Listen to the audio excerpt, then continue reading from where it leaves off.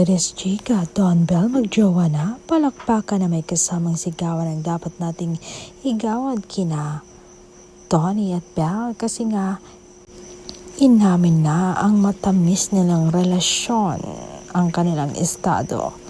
Oo sis, walang halong pagimbot at buong katapatan nga ang pag-amin ni Donnie sa tamis-tamisan nilang pagmamahalan ni Belle.